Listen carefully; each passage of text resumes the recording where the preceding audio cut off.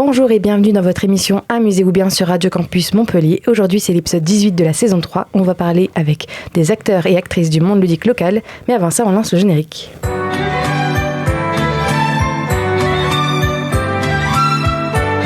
MB présente La bonne paye. Mais qui paiera la facture? Le colonel Moutarde avec le chandelier. Il a des lunettes et une casquette. À toi de choisir. Attention au Ristiti. Qui est Docteur Maboul. T'as gagné, t'es champion. Et c'est temps que la paye arrive. Je manque des points. Mais ce n'est qu'un jeu.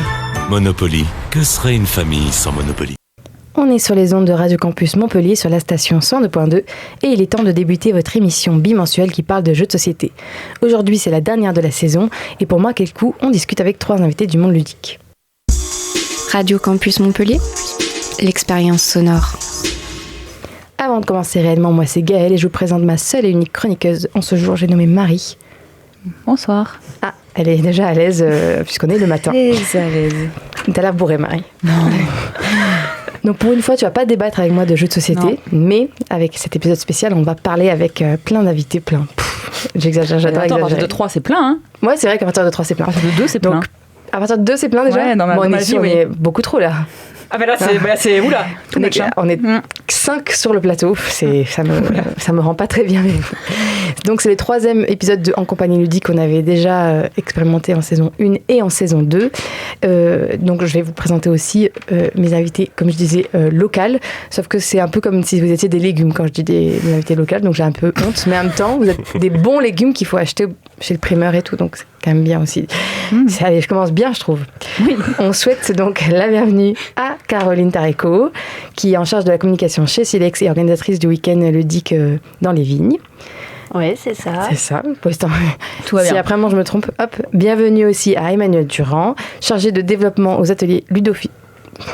Ludosophique. En fait, je fais que dire cette phrase en disant ludophysique. Voilà. À tout moment, je vais redire ça. C'est un concept à... J'ai un nouveau concept, peut-être. On a des jolies perles, vous en faites pas. Voilà. Mais enchanté tout le monde. Et bonjour à Nina Villanova. T'es déjà venue en tant que chroniqueuse. Il n'y a pas... J'aime bien comment t'as dit son nom de famille après. Nina Villanova. Non, mais elle m'a dit de le dire comme ça. C'est une mélodie qu'il faut avoir avec. Autrice en herbe, designer et ex-employée de boutique ludique. Bonjour Nina. Bonjour tout le monde. Alors, avant de vous poser tout un tas de questions sur votre travail, vos passions et tutti quanti, comment ça va?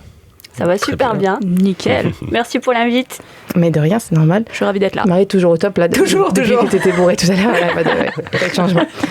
Et ben on débute alors directement avec notre émission spéciale Entretien avec des invités du monde ludique. Mais qui dit émission spéciale dit jingle génial. Je me demande.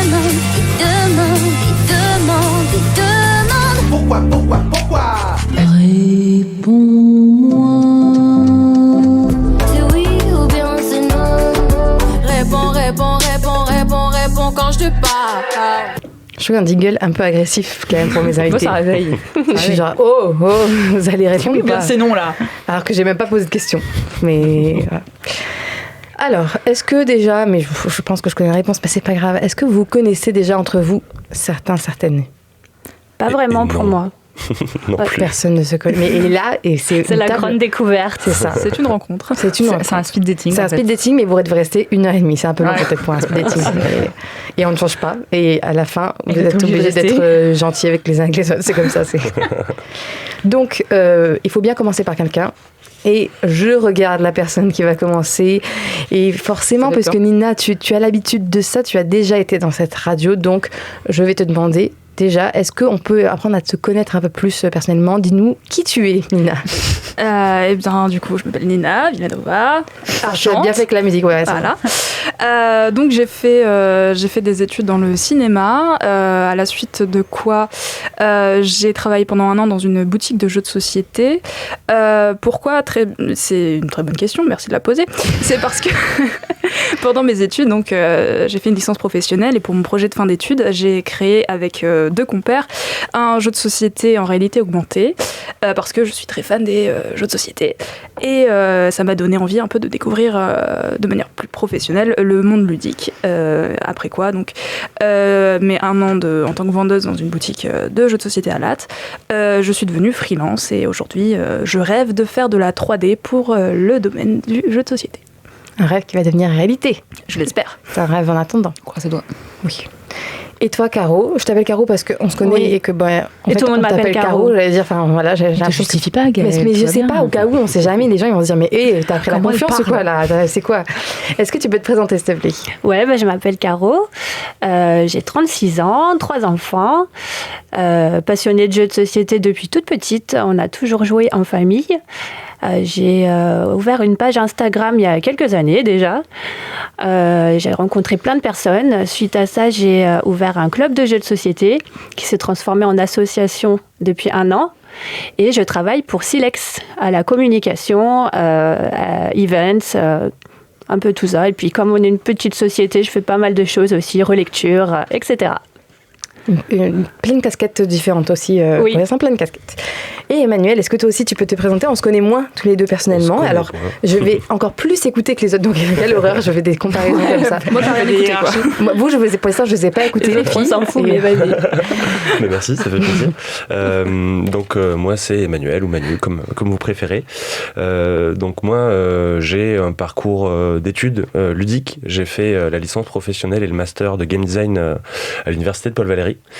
À la suite de quoi j'ai postulé en service civique à l'association des ateliers ludosophiques.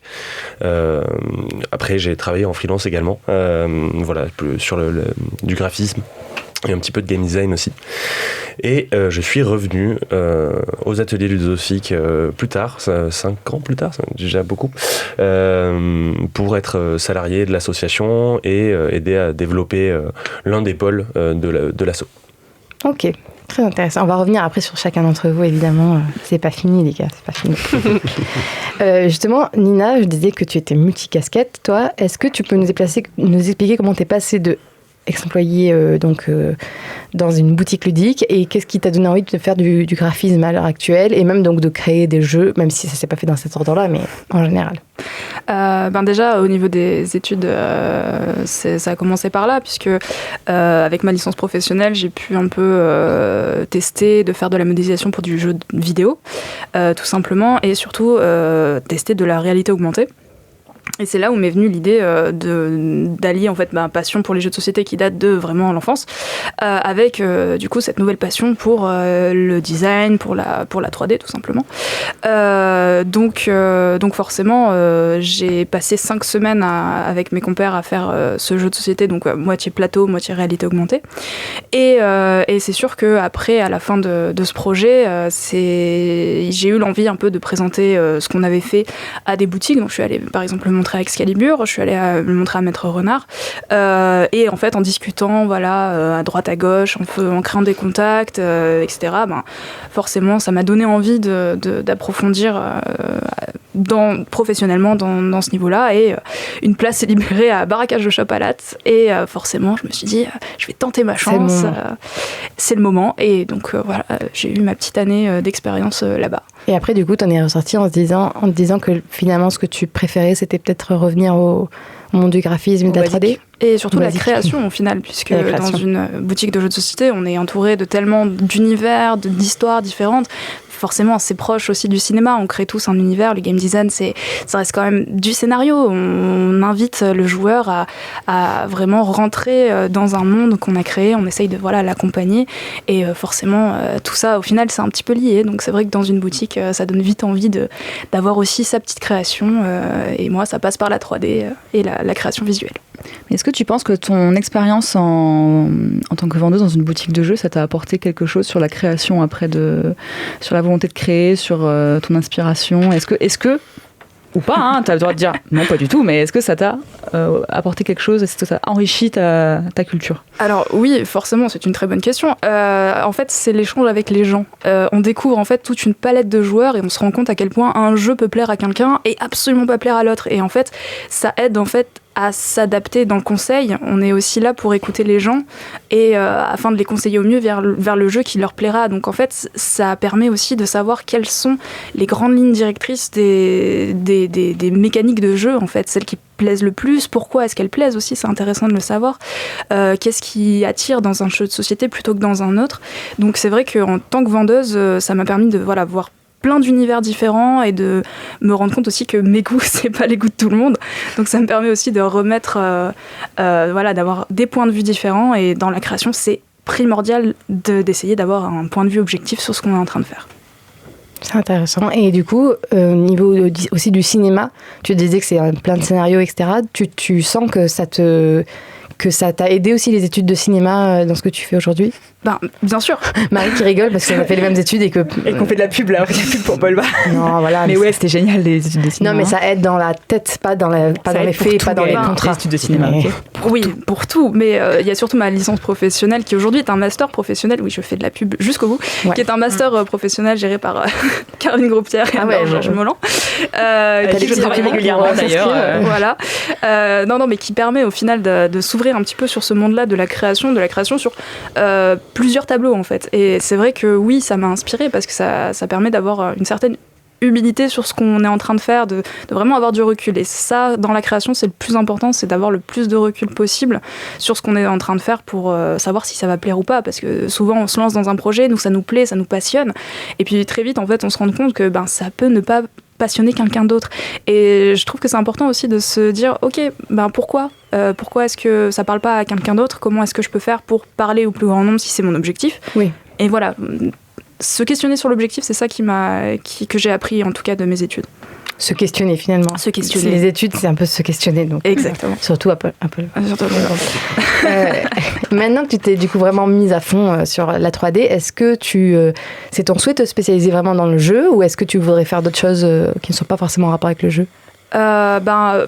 Il faut bien manger, donc ça oui c'est vrai. Ouais. Il faut bien manger, donc après il faut s'adapter, mais c'est vrai que mon envie c'est vraiment de continuer à voguer dans ces univers créatifs, donc pour moi la 3D c'est un moyen, mais l'écriture aussi ça me passionne, donc forcément c'est ce que je veux faire, c'est participer à des projets comme ça, des projets créatifs avec d'autres personnes, partager et voilà construire. C'est hyper beau ce que tu dis. Ouais. Merci. Ça m'a envie de t'engager, mais j'ai pas d'argent. Ça c'est une très grande chose et de projet non plus. Donc rien en fait. Pas... Mais on pourra faire un projet si tu veux ensemble. Et ben voilà, hop, c'est annoncé au micro en plus. Donc et au 2025. Ouais, 2025, ça me paraît raisonnable. La ligne de tram qui nous fait bien chier pour venir à l'émission. Ce sera. Mais Marie a des noms de direct. Les aventuriers du tram. Moi je veux voir ça. Elle a tout mis en place. Ah oui. Ça va vite. Et du coup, alors justement, on parle de jeux créés. Est-ce que tu envisages de faire passer, là, donc, le jeu dont tu parlais, que tu as fait pour tes fins d'études, est-ce que tu veux le faire éditer ou est-ce que c'est pour toi secret?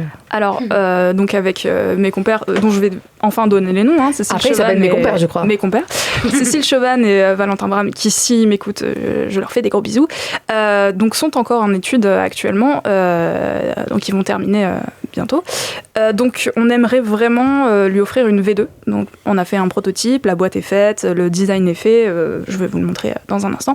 On aimerait beaucoup lui offrir une V2 parce qu'il y a, forcément c'est le premier prototype, donc il y a des petits couacs au niveau du gameplay, il y a des petits couacs au niveau de l'application en elle-même, mais bon, faut être indulgent, en 5 semaines on peut pas faire des miracles. Donc oui, on aimerait beaucoup le faire éditer, mais pour ça il faut quand même une bonne V2 et encore d'autres tests aussi, parce qu'il n'a été testé au final que 2 fois par des inconnus vraiment. Donc ce serait bien aussi de récolter un maximum de retours pour vraiment voir comment est-ce qu'on pourrait l'améliorer avec un retour d'expérience de jeu. Ok, et ben moi je serais chaude pour le tester, j'ai jamais testé, voilà, je dis ça. C'est noté. Moi aussi je vais tester. Ah ben voilà, en plus. Allez, je le sors. Et ben on arrête l'émission, on fait une partie. C'est parti. Toi Caro, du coup, tu nous parlais donc de ton travail dans la communication chez Silex et tu disais que tu faisais plein de choses. Est-ce que tu peux nous en dire un peu plus justement sur comment ça se passe là-bas? Alors, comment ça se passe chez Silex? Alors Silex, c'est Pierre et Flo qui sont les 2 cofondateurs donc de cette société d'édition de jeux de société. Et on s'est rencontrés il y a un peu plus d'1 an et demi. Et on parlait déjà ensemble sur Instagram. Enfin, je parlais surtout à Flo, qui s'occupait des messages sur Insta, tout ça. On avait bien sympathisé. Puis quand on s'est vu en vrai, à Cannes, du coup, on a encore plus sympathisé. Et puis, suite à ça, on a continué à parler comme ça, en toute amitié. Et à un moment, Flo me dit oui, Caro, on galère avec la com, qu'est-ce que t'en penses et tout. J'avais rebondi sur une petite news qu'il avait fait. J'avais dit ouais, Flo, c'est une grosse news en fait, ça faut que tu la pipes un peu cette news. C'est important ce que t'es en train de dire, faut pas que ça fasse plof quoi. Et du coup, suite à ça, voilà, j'ai proposé mes services pour aider à ce niveau-là. Et ça se passe super bien. Voilà comment ça a commencé en fait. Trop bien. Et au début, je suis arrivée vraiment en tant que community manager, voilà, exclusivement, donc gérer les réseaux. Et puis finalement, ça s'est étendu à toute la com en général, et puis à la partie événementielle. Donc je suis là sur tous les festivals en tant qu'animatrice, et j'organise aussi en amont comment on y va avec Flo. Parce que Flo gère encore les gros festivals. Mais sinon, voilà, j'aide toute la logistique, qui vient, qui anime, comment on y va, les transports. Prendre des chapeaux pour jouer à Colorado, par exemple. Voilà, proposer des chapeaux au monde entier. C'est mon but ultime. Et du coup, est-ce que tu as une journée quand même type ou est-ce que tu... Ouais, j'ai une journée type. Moi, j'adore cette question. Ouais, on est tous en télétravail chez Silex. Même Pierre et Flo ne sont pas dans le même bureau. D'accord. Donc tous les matins, on ouvre Skype. C'est eux qui m'ont appris à me servir. Enfin, moi, je n'utilisais pas Skype. Je croyais que ça n'existait plus, en fait. Mais si. Ouais, mais je comprends. Ouais. Il y a beaucoup de gens qui disent ça, d'ailleurs. Ouais. Oui, mais en fait, si, ça existe pour nous, en tout cas. Et donc, voilà, le matin, on se connecte sur Skype. Salut, comment ça va et tout. Voilà, brainstorming, tout ça. On se parle chacun de ce qu'on est en train de faire. Moi, j'aime beaucoup papoter, donc je suis tout le temps en train de les saouler, à leur envoyer un tas de messages. Oui, je suis en train de faire ça. Vous en fichez, c'est pas grave, je vous le dis quand même. Je vous le dis. Prenez l'information ou pas. Voilà. Et du coup, voilà, on parle beaucoup. On est tout le temps, en fait, en lien toute la journée. On s'appelle, on parle sur Skype. On joue à distance sur toutes sortes d'applications. Okay. Et voilà. Et est-ce que tu as un genre de programme justement pour le niveau de la communication? Est-ce que tu t'es créé toi-même un agenda à ce niveau-là, vu que tu partais de un peu rien, entre guillemets? Oui, c'est un peu du freestyle en fait. C'est, comme tu disais, c'est de la création et les idées viennent comme ça. Je vais pas me dire aujourd'hui je vais faire absolument ça ou quoi. C'est vraiment, ça fuse comme ça, et comme ça fuse, je prends plein de notes et puis je commence à faire. Et en fait, quand je commence, ça vient assez vite, quoi. Ouais. Voilà, mais voilà, c'est un peu du freestyle. Hein. Et au niveau de l'animation, ça te prend beaucoup de temps du coup dans l'année, pour les festivals, etc. Il y a beaucoup de festivals, donc ça implique beaucoup de déplacements. J'ai de la chance d'avoir un mari qui gère très bien les enfants quand je suis pas là. Enfin voilà, à ce domaine-là, voilà, il y a pas de, on a égalité quoi. Hein. Ouais. Et du coup, il me dit, vas-y, hein, c'est pour, vas-y, éclate-toi, c'est ton travail, ta passion. Et donc je ne me ferme pas de porte dès qu'il y a un festival. Je dis oui, c'est bon, je suis là. Et voilà. Trop cool. Ça prend beaucoup de temps, c'est vrai. Voilà, il faut le savoir, il y a énormément de déplacements. Voilà. Et ça doit être fatigant aussi, je me dis à chaque fois que je vais au festival, je me dis mais ça a l'air tellement fatigant. C'est très fatigant, mais c'est très drôle aussi. C'est des moments énormes de partage en équipe où on se retrouve tous ensemble et clairement on a besoin de ça, quoi. Hein. En tant qu'équipe, voilà, qui est toute l'année en télétravail, on attend ces moments-là qui sont précieux et qui nous permettent de partager, de créer encore plus. C'est votre team building à vous, quoi. C'est clair, c'est ça. Mais j'imagine, au-delà de ça, qu'il y a aussi un vrai enjeu dans les festivals. Ah bah oui, un enjeu de com énorme. Oui. On essaie d'être là, depuis que je suis arrivée chez Silex, on fait beaucoup plus de festivals. Et on essaie d'être là, voilà, dans tous les moments importants pour parler, faire connaître, parce que finalement, on est une petite structure. Il n'y a pas énormément de monde qui nous connaît. Donc voilà, c'est faire parler de nous, montrer tous nos jeux. On a une activité énorme en ce moment. On a 3 sorties qui arrivent là, donc niveau com, ça n'arrête pas. Et c'est cool, hein, il y a plein de trucs à dire et voilà. Et voilà, c'est sûr, il faut être présent. Être présent partout. Ouais. Des fois, ça fait flop. Hein. Il y a des festivals qui font flop. Mais on est là. Vous avez essayé, moi. On se dit, l'année prochaine, on fera autrement. Et du coup, toi, tu as fait quoi comme... Tu as fait des études Alors moi, si je vous raconte mon parcours, c'est n'importe quoi. Hein. Tu peux nous dire des grands noms, si ouais, alors j'ai fait des études de LEA. Pour autant, je ne parle pas très bien anglais. Ni espagnol, je me débrouille. Ça me sert quand même pour aller à SN. C'est déjà pas mal, ouais. Voilà. Ensuite, je voulais être traductrice à la base. Et puis, j'ai pas trouvé. Enfin, il y avait quelqu'un qui voulait m'embaucher, mais moi, ça me plaisait moyen. Donc, j'ai abandonné. Et je suis retournée à ma passion principale, qui était les animaux. Et je suis devenue assistante vétérinaire. D'accord. Ensuite, j'ai eu des enfants. Et assistante vétérinaire, c'est les urgences. Tu sais pas à quelle heure tu finis. Tu dois finir à 20h, mais en fait, il y a un chien qui arrive complètement en morceaux. Et tu restes, quoi. Hein, tu vas pas, voilà. Ouais.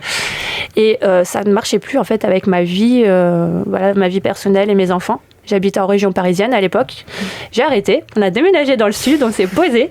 On a fait un 3e enfant. Et voilà, après, j'ai développé mon autre passion qui était les jeux de société. Et moi, c'est vrai que je marche beaucoup aux passions. Ouais. Et donc, voilà, quand j'ai une passion, je m'y mets à fond. Et voilà, je me suis lancée sur Insta en me disant peut-être, voilà, ça va me permettre de me faire remarquer. J'ai proposé, en fait, avec ma page Jeux des vignes, des photos dans la nature. Je mettais en avant la beauté du paysage. Hein. Et du coup, voilà, je mettais mes boîtes de jeux, tout d'abord dans les vignes. Et puis après, j'ai essayé vraiment de thématiser en fonction du jeu, les photos, quoi. Et voilà, ça m'a permis finalement quand même de contacter Silex, de devenir amie. Et oui, voilà, sans ma page Insta, j'aurais pas pu percer, je pense, dans ce milieu. Et du coup, justement, sur ta page Insta, est-ce que tu aimes encore beaucoup être dessus ? Est-ce que tu la vois comme un passe-temps maintenant ? Comment tu la vois maintenant Alors, je la vois comme un lieu où je ne fais pas autant de choses que je faisais avant. C'est plutôt une vitrine de ce qu'on vit à l'association. J'ai fait beaucoup de résumés de nos soirées jeux, pour partager toujours notre passion, nos découvertes. Je fais pas autant de photos qu'avant. J'aimais beaucoup faire ces photos dans la nature, c'était vraiment chouette. J'ai plus le temps. Et puis, comme je suis beaucoup sur les réseaux pour Silex, sinon je passerais ma vie là-dessus. Et écrire, ça demande beaucoup de temps. J'aime beaucoup écrire, mais c'est vrai que c'est de l'implication, ça demande du temps. Et je le consacre plus actuellement à Silex qu'à ma propre page personnelle. Ok, et du coup, justement, ta page personnelle, donc, elle parle des vignes, et tu organises chaque année un week-end de jeux dans les vignes. Alors, pourquoi et depuis quand ça existe ? Alors, petite histoire. J'avais envie, donc sur Instagram, c'est vrai que je me suis fait un groupe d'amis, énorme en fait, de connaissances, d'amis, que j'avais envie de réunir au même endroit pour qu'on se voit vraiment. Parce que bon, les réseaux, c'est bien, les festivals, c'est bien aussi, mais on est toujours en speed. Ouais. Les festivals, c'est le rush. En plus, moi, je bosse. Donc voilà, on n'a pas vraiment le temps de parler, de mieux se connaître. Et donc voilà, c'est né de là. Et puis, toute seule, comme ça, je me disais, je ne vais pas le lancer, ça se trouve, ça ne va pas marcher, les gens ne vont pas venir, etc. Bon, j'avais peur. Et puis, j'en ai parlé à mes potes, donc Noé et Katia, du compte Instagram Noétia. Et elles m'ont dit, mais oui, Caro, mais vas-y, c'est une super idée, vas-y, on va délirer, on va se faire une grosse fête tous ensemble, c'est génial, vas-y, lance-le, quoi. Et donc voilà, on a commencé l'année dernière, on a fait ça toutes les trois, dans le sud, hein, parce que c'était plus pratique pour moi, de toute façon, voilà, moi j'étais sur place, quoi. Et voilà, on a lancé ça toutes les trois. Et puis cette année, je continue. Elles ne peuvent pas être présentes cette année, mais voilà, moi je suis toujours là. J'avais pas envie d'arrêter le concept. Je pense pas non plus qu'elles voulaient que j'arrête. Je pense que si elles avaient pu être là, elles auraient été là. Bien sûr, il y a le travail, des fois, qui empêche de faire tout ce qu'on veut. Et voilà, donc le but, c'est réunir des potes, en fait. Hein. Enfin, un gros week-end où on dort très peu, on joue tout le temps, et c'est super cool, quoi. On va voir comment ça va se passer cette année. Il y a des personnes nouvelles qui viennent. Nous, déjà, Marie et moi, on serait là. Ça va être cool en vrai. Ouais, ça va être cool. C'est trop bien d'organiser ça aussi. Ça apporte tellement au milieu, je pense. C'est un challenge aussi, ça met un peu de stress quand même, parce que quand tu fais ça, tu te dis, est-ce que les gens vont répondre favorablement ? Est-ce qu'ils vont venir ? Ils viennent de loin parfois. C'est un coup de stress quand même, mais une fois que t'es dedans, t'es trop content de l'avoir fait. C'est beaucoup d'émotions. Non, c'est trop bien, ouais. J'ai hâte. Moi aussi. Et toi, du coup, Emmanuel, donc tu nous disais que tu avais fait donc, tes études dans le monde du jeu, donc tu étais là dès le début, contrairement à nous toutes qui sommes factices. Non, non, pas du tout. Mais alors, qu'est-ce qui t'a donné envie de faire tes études là-dedans ? Est-ce que c'était programmé depuis un moment déjà ? Tu savais que tu voulais aller dans le monde du jeu de société ? Ouais, depuis assez longtemps dans le monde du jeu, en tout cas au sens large. Plutôt quand j'étais plus jeune, plutôt dans le monde du jeu vidéo, j'étais plus intéressé par ça parce que bêtement le numérique ça attire plus quand on est gamin. Même si je jouais déjà beaucoup à des jeux de société avec ma famille, avec des copains et tout ça. Je sais depuis assez longtemps, avant le lycée, je pense que je voulais être dans le monde du jeu. Okay. Et j'ai postulé en arrivant dans les études supérieures dans plusieurs formations, des mises à niveau et on a appliqué des choses comme ça parce que c'était plutôt l'aspect graphique qui m'intéressait à cette époque-là et en fait je me suis rendu compte qu'il y avait une formation à Paul Valéry qui est assez peu connue Ouais, c'est vrai. qui est en train de devenir un petit peu plus représenté, un peu plus connu au fil du temps, mais voilà, il y a encore peu de gens qui savent que cette formation-là, elle existe. Et en plus, c'est une formation publique, donc bon, c'est sur concours pour y rentrer, mais le côté pratique, c'est qu'on n'a pas trop d'argent à dépenser, enfin, pas du tout d'argent à dépenser pour rentrer là-dedans, et c'est très formateur parce que il y a du beau monde qui vient aussi faire des interventions de studios comme chez Ubisoft. Voilà, on a eu un collègue de chez Shiro Games également au niveau du jeu vidéo, et des gens aussi qui sont dans le jeu de société, Yellow Games, des choses comme ça, qui viennent intervenir auprès des étudiants et étudiantes et qui leur parlent de leur travail, de ce qu'ils font dans les boîtes, et donc c'est cool. Et du coup, justement, je me disais, Montpellier, j'ai l'impression, mais peut-être pas du tout, que c'est connu, et je mets des guillemets qu'on n'entend pas. Non, Marielle a déjà peur. Comme non, mais étant un bon endroit pour faire du jeu vidéo. Ouais. Justement. Ah non, c'est vrai. C'est totalement vrai. C'est totalement vrai. Enfin, par rapport à la taille de la ville, qui est pas si grande que ça au final, par rapport aux villes françaises, c'est une ville où il y a beaucoup de studios indépendants, comme un peu plus gros, notamment le plus connu Ubisoft, quoi. Donc le siège social est à Montpellier. Mais voilà, il y a plein de studios indépendants aussi. Il y a plusieurs maisons d'édition, voilà, plusieurs éditeurs. Donc il y a un gros vivier à ce niveau-là. Et donc bon, enfin voilà, c'est une ville qui est prometteuse là-dessus. Et du coup, qu'est-ce qui a fait que parce que ça doit être dur justement quand tu te dis c'est dans la bonne ville et tout, et t'es allé quand même dans le jeu de société. Est-ce que c'est un hasard de la vie, ou est-ce que c'est vraiment qu'après tu t'es dit non, c'est ce que je veux C'est un peu un hasard de la vie. Il y a aussi un côté où, voilà, personnellement, l'industrie du jeu vidéo telle qu'elle est aujourd'hui est pour moi un petit peu problématique sur plein de points. Voilà, en général, c'est pas le cas de partout, c'est pas le cas tout le temps. Et même dans la grosse industrie, il y a des gens qui travaillent qui sont exceptionnels. Voilà, donc faut prendre ça avec des pincettes. Mais c'est vrai que voilà, moi, je suis plutôt engagé politiquement sur certaines choses, et en fait, il y a certaines choses qui m'ont fait me dire, en fait, travailler dans une grosse entreprise, ça m'intéresse pas trop. Et aussi, il y avait un aspect d'expérimentation qui m'intéresse beaucoup, au niveau notamment du game design. Parce que la filière à Paul Valéry, il y a une vision artistique du jeu vidéo. Donc l'idée, c'est de dire que le jeu peut être un vecteur d'art et de message, et d'utiliser les mécaniques à cet escient. Parce que c'est la forme artistique du jeu vidéo. C'est, même si, bien entendu, les graphismes, le scénario, l'univers, tout ça sont des choses très importantes et très intéressantes, le son également, ou dans le jeu de société, en fait, ce qui fait l'essentiel du jeu vidéo, la particularité du jeu vidéo et du jeu de société, c'est les mécaniques de jeu. C'est le game design qui fait que c'est la particularité artistique. Donc c'est là où c'est intéressant. Et du coup, l'idée de pouvoir expérimenter un peu librement sur des sujets peut-être un peu plus sérieux ou un petit peu plus originaux que ce qu'on peut trouver dans l'industrie, ça m'intéressait aussi beaucoup, quoi.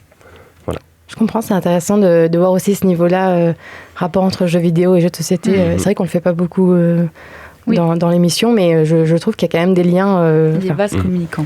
Des vases communicants, comme dit Marie. Et donc tu travailles aujourd'hui dans une association, et donc c'est quand même assez particulier dans le monde du jeu, dans le sens où j'ai l'impression qu'on voit beaucoup les sociétés, les auteurs-autrices, et les illustrateurs et illustratrices, et bon, tout ce qui est au niveau de la vente. Mais toi, donc, du coup, c'est totalement autre chose, puisque ce sont donc des ateliers ludosophiques, parce que j'ai que le dire dans ma tête depuis tout à l'heure pour pouvoir les retenir bien. Mais alors, est-ce que tu peux nous dire un peu ce qui s'y passe dans ces ateliers ? Alors, j'essaie de faire très condensé parce qu'on a beaucoup de choses. Donc, les ateliers ludosophiques, donc c'est une association qui travaille notamment sur le ludus, donc le jeu, et le Sophie, donc la philo. C'est la philo au sens large. On ne parle pas tout le temps d'Aristote, de Kant et de Voltaire. Non, voilà. Je suis désolé de casser le mythe. Mais l'idée, c'est de dire également que là, le jeu peut être vecteur de sens, de message, peut développer des savoir-faire, des savoir-être aussi. Et donc, c'est un peu l'émission de l'association, c'est d'utiliser le jeu pour parler d'autres choses et pour amener les gens à réfléchir un petit peu. Je fais un descriptif un petit peu rapide de l'asso, mais en gros l'asso est composé de 4 pôles. Un pôle recherche et formation où on forme à la ludopédagogie et on a travaillé aussi un petit peu sur de la recherche, notamment avec Asmodée. C'est avec Asmodée Research. Donc voilà. On a un pôle SIM, donc c'est un pôle de simulation politique, de jeux de rôle. Où on propose dans les lycées, des collèges, même des prisons parfois. Dernièrement, on était au SNU également. On propose aux gens d'incarner des eurodéputés, des ministres du Parlement européen, du Conseil de l'UE, pour comprendre en fait comment marchent les institutions européennes. Et donc l'idée, c'est de former un petit peu à comment ça fonctionne pour comprendre comment sont votées les lois en Europe, parce que ça nous concerne quand même un petit peu. Et donc c'est intéressant de savoir comment ça se passe. On travaille là-dessus notamment avec la région Occitanie. On a un pôle jeux et orientation qui travaille avec Pôle emploi, les MLI, des choses comme ça, les maisons de l'orientation de la région. Où là l'idée c'est d'utiliser le jeu et des outils de photolangage, de choses comme ça pour apprendre aux gens à se connaître aussi un peu mieux, à arriver à se dire ok mais je connaissais pas ce métier-là, j'ai cette compétence-là qui pourrait marcher avec ce métier-là, pourquoi pas aller là-dedans. Par le biais du jeu on arrive à un petit peu faire réfléchir sur qu'est-ce que j'ai envie de faire et qu'est-ce que je suis capable de faire. Et voilà. Et dernier pôle, donc celui que moi je suis chargé de développement, c'est le pôle Ludolab, qui est un petit peu plus sur l'expérimentation ludique et de l'animation dans plein de types de lieux avec plein de types de publics et notamment on travaille avec beaucoup les collectivités, des réseaux de médiathèques, des maisons pour tous. On a plein d'outils, des escape games qu'on a créés nous-mêmes, on réutilise des jeux de société aussi, on les réadapte, on les tweaks un petit peu pour traiter de certains sujets. On fait aussi des ateliers d'accompagnement au game design, notamment des stages, les créas ludiques, où on propose pendant un certain temps, de manière assez condensée sur une semaine, à raison de 3 heures par jour, on va proposer à des jeunes de créer une escape game sur leur quartier, tout ça, ou un jeu de société. Et là, on va bientôt faire un atelier orienté plus numérique, une création de petits prototypes de jeux vidéo. Donc voilà, là c'est assez varié. Cet atelier-là, notamment, on le fait plutôt avec les jeunes, mais on l'a fait également en prison, à Béziers, avec des détenus, où il nous a été demandé de leur faire créer un jeu sur la laïcité. Donc un sujet assez complexe et assez touchy. Et c'était incroyable. Ça s'est super bien passé. Ils ont créé des jeux très intéressants. Il y a eu beaucoup de discussions sur la laïcité, du coup, sur qu'est-ce qu'on en pense, comment ça marche, qu'est-ce que c'est déjà, parce que tout le monde n'arrive pas à le définir correctement. Et en fait, ce qui était super, c'est que par le biais du jeu, en fait, tout le monde a appris des choses sur le sujet. Et eux, ils ont aussi surtout appris à comment on crée un jeu de société, quoi. Voilà. Trop bien. Ça a l'air trop bien. J'ai envie de m'inscrire dans une institution, peut-être le lycée. Je vais partir sur le lycée plutôt que la prison. Mais non, mais c'est super cool. Et je trouve que vraiment de faire des choses en prison, vraiment, je trouve que c'est un truc qu'on développe peut-être pas assez, et que je trouve que c'est hyper intéressant que tu en parles aussi. En fait, ça fait partie aussi des missions de l'asso, de travailler auprès de publics qui n'ont pas forcément accès aux jeux, dans les quartiers populaires également. Nous, on amène des escape games qu'on a créés nous-mêmes, qui sont mobiles, parce que en fait, jouer une escape game, ça coûte de l'argent quand même, et tout le monde n'a pas forcément les moyens d'aller en ville et tout. Et l'idée, c'est de dire, non, on vient, on se pose dans une médiathèque, on pose notre salle, et puis venez jouer, quoi. Voilà. C'est super. Bien. Mais vous êtes combien à travailler dans l'association ? Ça me paraît énorme ce que vous faites. on est 4 salariés, pas tous et toutes à temps plein. Ce qui paraît peu pour on a également 2 alternantes, et on a des services civiques. En général, on a 3 services civiques au fil de l'année, à chaque fois qui tournent un petit peu. Et voilà, quoi, avec tout ce beau monde, on arrive à faire des trucs super. Ah bah oui. Bravo. Ah bah oui. Et du coup, toi, tu disais que donc tu travailles au pôle. Attends, je l'ai écrit parce que tu l'as dit, mais Ludolab. C'est bon, Marie, arrête de. Enfin, genre, moi, j'ai retenu et tout. Et donc, tu es chargé de développement. Et est-ce que dans ce pôle-là, est-ce qu'en fait, dans l'asso, vous êtes donc les salariés, par exemple, chacun sur un pôle ou comment ça s'organise au niveau du. C'est ça, ouais. Les 4 salariés, on est chacun sur un pôle. D'accord. Et on gère ce pôle. On fait les animations.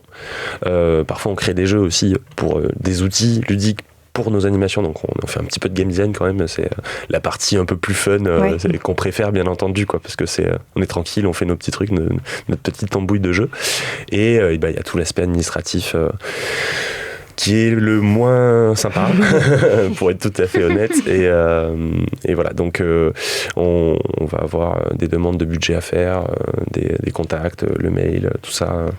Ce que j'ai oublié de dire aussi qui est assez cool, que moi j'aime beaucoup faire, c'est qu'on organise des game jams de temps en temps, notamment la Philo Board Jam qu'on organise en partenariat avec l'Université Paul Valéry et l'association Sud Pixel. Et donc là c'est une game jam où on propose aux gens de faire un jeu de société avec une thématique philosophique.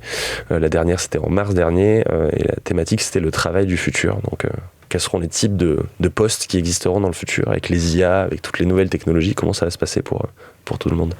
Trop bien, ça donne aussi envie. Très Réinscription à Paul Valéry, notez, pas du tout. Non. Et du coup, dans ton pôle, t'as accompagné, par exemple, pour après... par exemple, je sais pas, aller dans un lycée, etc. Tu as accompagné à ce moment-là des alternants, des services civiques plutôt. Vous vous croisez entre les salariés, vous vous aidez chacun sur le pôle de l'autre ou ça reste très séparé? Si, non, on discute tout le temps. Alors malheureusement, bien entendu, on peut pas tout le temps savoir ce que font les autres. Des fois, c'est un petit peu frustrant. On se dit, mais cette action-là, elle est super, j'aimerais bien y aller de temps en temps. On essaye de répartir les forces. Voilà. Et puis moi, quand il y a, je pense que je suis le pôle où il y a peut-être le plus peut-être de création d'outils ou d'ateliers d'animation où on fait créer des outils à des gens, et souvent les autres ils ont bien envie de venir parce que un petit peu moins, et du coup c'est cool, et donc voilà, le but c'est ça, et on est toujours accompagné de services civiques parce que déjà nous c'est plus sympa que d'aller tout seul sur une animation, que ça fait partie du principe du service civique aussi de découvrir un petit peu tous les aspects, donc que ce soit de la création, de l'animation et tout, donc ils nous accompagnent pour animer pendant les ateliers. Super. Donc à quel moment vous recrutez les services civiques? Ça va pas tarder là, on va pas tarder à lancer les offres de services civiques. On fera tourner l'info si vous voulez. Eh bien, allez-y si vous nous écoutez et que vous êtes jeune. Vous allez dire que vous avez moins de 26 ans.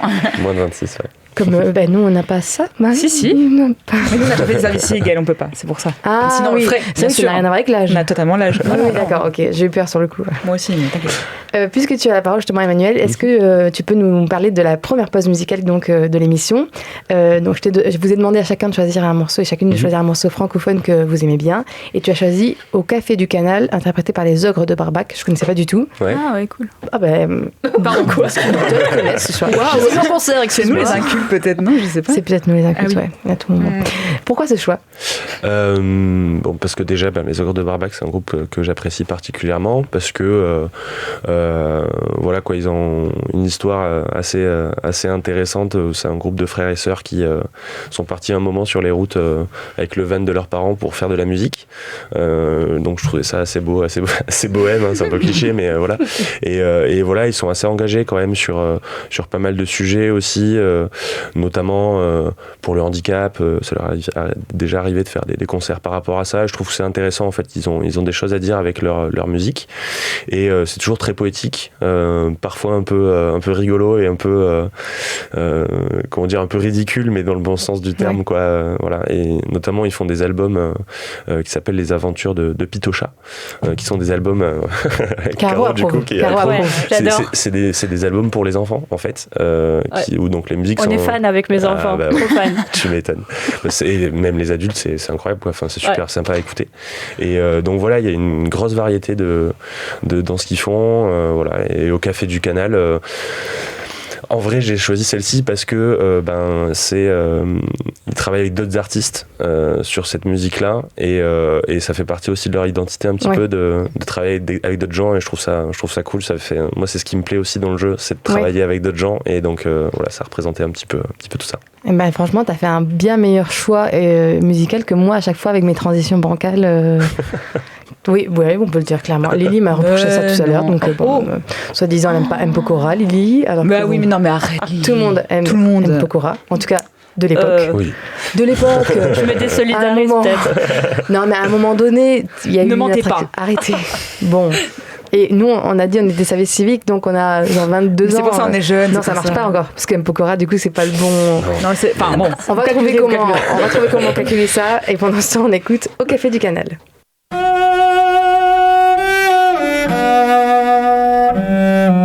Chez la jolie Rosette au Café du Canal, sous le tronc du tilleul qui ombrageait le bal, on pouvait lire sous de cœurs entrelacés. Ici on peut apporter ses baisers. Moi mes baisers je les avais perdus, et je croyais déjà avoir tout embrassé, et je ne savais pas que tu étais venu, et que ta bouche neuve en était tapissée. La chance jusqu'ici ne m'avait pas souri, sur mon berceau les fées ne se penchaient pas beaucoup, et chaque fois que je tombais sur un carré d'ortie, il y avait une guêpe pour me piquer dans le cou. Pourtant ma chance aujourd'hui elle est là, sous la tonnelle verte de tes cils courbés. Quand tu m'as regardé pour la première fois, ma vieille liberté s'est mise à tituber. Nous étions seuls au monde dans ce bal populeux, et d'une seule main je prisonnais ta taille. Tes seins poussaient les plis de ton corsage bleu, ils ont bien failli gagner la bataille. J'aime le ciel parce qu'il est dans tes yeux, j'aime l'oiseau parce qu'il sait ton nom, j'aime ton rire et tous ces mots curieux que tu viens murmurer au col de mon veston. Et je revois tes mains croisées sur ta poitrine, tes habits jetés sur une chaise au pied du lit. Ton pauvre cœur faisait des petits bonds de sardine quand j'ai posé ma tête contre lui. Dieu, tu remercies Dieu, ça c'est bien de toi, mais mon amour pour toi est autrement plus fort. Est-ce que tu aurais pu dormir auprès de toi pendant toute une nuit sans toucher à ton corps? Chez la jolie Rosette au Café du Canal, sous le tronc du tilleul qui ombrageait le bal, on pouvait lire sous de cœurs entrelacés. Ici on peut apporter ses baisers. C'était les Ogres de Barbac avec leur musique Au Café du Canal. Marie, tu as réellement repris du café, parce que moi j'avais marqué, on a repris du café. Et oui, en fait, oui, tu l'as bien fait, sûr. Tu l'as fait. Mais moi je l'ai pris le café dans ma tête, tu vois, philosophiquement. Puis, voilà. Et non pas physiquement, puisque j'ai envie de dire physiquement. Et non. Donc, maintenant qu'on a un petit peu développé tout ça, enfin vraiment, on dirait que c'est un entretien d'embauche. Oui, c'est vrai. On va parler de vos... alors, quel est votre pire défaut? C'est exactement ce que j'allais dire. Alors, vous savez que j'ai une réponse, si vous voulez une petite anecdote. Je suis un peu trop... Non, parce que, alors, perfectionniste, on peut plus le dire, parce que c'est trop devenu une blague. Moi, j'ai une autre, si vous voulez, j'ai un autre défaut à vous donner qui marche bien aussi. Moi, c'est impatiente. Ouais, c'est bien, c'est bien. Parce que c'est un défaut, mais c'est pas. Ou alors, c'est mignon, quoi. Je suis un peu têtue quand je suis dans quelque chose, je vais jusqu'au bout, quoi. Je lâche pas. Ouais, mais ça a un peu plus peur, moi, je trouve. Là, tu l'as dit mignonnement, mais. Oui, il faut le dire mignonnement, c'est pour ça. Ouais. Oui. Moi, on m'avait conseillé dans les entretiens de donner donc un défaut, mais d'apporter la solution juste après, en disant par exemple, je manque de confiance en moi, mais c'est quelque chose que je travaille au travers de mon activité, blablabla. Je suis un gros con, mais je travaille là-dessus, par exemple. Je suis un petit peu misogyne, mais des fois, je rencontre des femmes et elles m'expliquent des choses. Je me soigne. C'est pas mal. On testera ça peut-être. Ça marche plutôt bien en général. J'espère avoir à en faire avant longtemps, mais bon. Ouais. Mais en même temps, c'est peut-être mieux, non, de pas avoir à en faire avant longtemps. Oui, c'est vrai. Du coup, on va passer à une autre partie de cette émission. Ouais, je garde vraiment les mêmes transitions que pour les actualités, mais... Ouais, c'est bien, c'est du recyclage, c'est écologique. C'est pour ça que je les garde. Déjà, vous avez un point commun, en fait. Mais nous aussi, en fait. Paul Bas. Alors, Paul Bas, c'est vrai. Caro, pas Caro. Ça marche pas ça. Détester vos boss, non, en plus, ça marche pas. Ça marche pas. Non, ça marche pas. Ça marche pas. Non, c'est d'être sur Montpellier ou les alentours, puisque Caro, tu es un peu plus loin, mais et ça reste Montpellier. Dans la campagne. Pour moi, c'est Montpellier. C'est la région montpelliéraine. Allez. Ah oui, voilà, on dit ça. On dit ça. Et est-ce que, donc moi je voulais savoir, est-ce que ça vous, est-ce que ça apporte quelque chose à ce que vous faites dans votre activité ludique justement? Toi par exemple, Caro, tu fais par exemple les vignes, j'allais dire, tu fais les vignes. Voilà, je fais les vignes. Tu fais les vidanges, voilà, le truc. Je dis autre chose, après il n'y a plus rien. Donc, Marie, ça y est, elle est finie. Tu organises ça dans le sud. Oui. Est-ce qu'il y a un truc de... tu es en télétravail. Est-ce qu'il y a quelque chose de particulier à travailler dans le sud? Est-ce que ça te... À part moi, c'est du bonheur. C'est du bonheur, ouais. J'ai vécu en région parisienne c'est un moment de ma vie. Faut oublier ça. Et avec les enfants, j'ai tout fait un petit peu quand même. Et puis les transports, etc.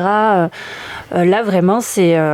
il y a un côté quand même détente, bien-être, qui était indispensable à ma vie et que je trouvais plus sur Paris à ce moment-là de ma vie, quoi. Ouais. C'est-à-dire que voilà, j'ai adoré vivre sur Paris pour tout ce que j'y ai vécu quand j'étais jeune. Voilà, les Paris by Night, tous les concerts que j'ai pu faire, les potes, le taf, enfin tout, c'était chouette, tout est disponible, tout est rapide. Ouais. Mais voilà, maintenant que j'ai vieilli, que j'ai des petits bouts dont je m'occupe, je suis heureuse de vivre dans les vignes. Voilà. Et de les faire, les vignes également. Ouais, de les faire. J'ai pris ce nom pour parler aux gens, en fait, à mes voisins. Voilà, oui, parce exactement. que comme je vis au milieu des vignes, je me suis dit, si j'appelle ça « jeu des vignes », ils vont s'identifier et ils vont venir jouer. Exactement. Oui, je pense qu'à la campagne, c'est comme ça qu'on appelle les gens. Et au niveau du télétravail, c'est pratique. C'est génial. Le télétravail, pour moi, c'est la vie, quoi. Oh là là. Là, j'allais dire, Marie, tu vas faire. Je travaille mieux chez moi que si j'allais, tu vois, que je me lève hyper tôt, que je prends les transports et tout, puis j'arrive dans un lieu. Non, je travaille mieux chez moi, les gars, quoi. Enfin, je fais la même chose, j'ai mon ordinateur, c'est nickel. Mais on est d'accord. C'est fou, ça. Marie, oui. Et ton coup de gueule, là. Marie Colère, on l'appelle dans le milieu. Toi, du coup, qu'est-ce qui apporte, est-ce que Montpellier apporte quelque chose à ton travail en particulier? Après, j'imagine que oui, du coup, vu tout ce qu'on a dit sur l'importance du monde de jeux vidéo, que je savais très très bien, assurément, qui était dans Montpellier. Voilà. Ouais. Puis les territoires autour, nous, on bosse beaucoup donc sur Montpellier et sur Sète et les Frontignan, sur le bassin de Thau. Et au niveau des territoires, de la région, on est vachement influencé par ça parce que notamment, ça nous est arrivé de faire des créations aussi. Ça nous arrive de faire des commandes de création d'escape game, de choses comme ça, sur des territoires, sur des patrimoines. Notamment, on travaille avec l'île de Thau. Avec le quartier de l'île de Thau, donc la médiathèque Malraux à Sète, le collectif Concerto, avec toutes les associations, tout ce vivier d'associations qu'il y a sur ce quartier-là, qui fait plein de choses, qui est incroyable. Et nous, on a déjà fait faire des parcours ludiques à des gamins sur l'île de Thau. Donc en fait, on est sur le territoire aussi, et donc ne serait-ce que sur les sujets des jeux qu'on va créer, des escape games qu'on va créer, tout ça, forcément on est directement nourri là-dessus. Et puis c'est toujours cool de prendre le train depuis Montpellier, d'arriver à Sète, de se balader sur les quais, d'aller au boulot. C'est assez agréable quand même. Attends, Marie, tu veux du télétravail ou tu veux aller à Sète? On ne sait plus là. Je veux du télétravail et en profiter pour aller à Sète. Ah ouais, d'accord. Tu veux télétravailler sur ton portable en allant à Sète? Ok, c'est tout un truc. Et toi, Lina, est-ce qu'il y a des avantages à être... pareil, du coup, toi, c'est du télétravail vu que c'est en freelance. Et tu as essentiellement travaillé donc, sur Montpellier au niveau des jeux. Oui, essentiellement à Montpellier. Et du coup, forcément, le réseau montpelliérain est quand même très dense. Le meilleur, je pense. Oui, on l'appelle le meilleur. On l'appelle le meilleur dans le milieu, effectivement. Donc, effectivement, oui, c'est quand même une ville sympa pour se créer un réseau, tisser des liens à travers le jeu de société. C'est vraiment sympa. Mais... j'ai un petit mais. Non. Si, il y aura un petit mais parce que j'aimerais que ça change, j'aimerais que les choses changent. Donc moi aussi, ce sera Nina coup de gueule. Non, pas forcément. Et je trouve que Montpellier a juste un petit défaut au niveau du monde ludique, c'est que je trouve qu'il manque un petit peu de vraies ludothèques. Parce qu'on a énormément de bars à jeux. Mais j'ai pas forcément envie de boire un coup en jouant en jeu de société. En fait, j'aime bien aussi pouvoir avoir des jeux en accès avec le principe d'abonnement à l'année. Comme une médiathèque. Il faut venir chez nous, du coup. Dès que j'ai une voiture et le permis, Voilà, et des sous, j'ai une bibliothèque à la domicienne, je leur fais coucou. Ah ben voilà. Mais sinon, passe un message à Michael Delafosse directement. Ouais, là, Michael, si tu m'entends, s'il C'est te plaît. un abonné d'Amusez-vous d'Amusez-vous bien. bien. Mais pour de vrai, il y a aussi la ludothèque à Émile Zola que je trouve trop petite, toujours encombrée, etc. Et j'aimerais bien. Ah ouais, c'est vraiment, elle est pleine tout le temps, quoi. Voilà. Mais par exemple, quand on joue, quand on fait des JDR ou des choses comme ça, c'est vrai que ça manque quand même assez cruellement d'endroits de passionnés où on peut se rejoindre.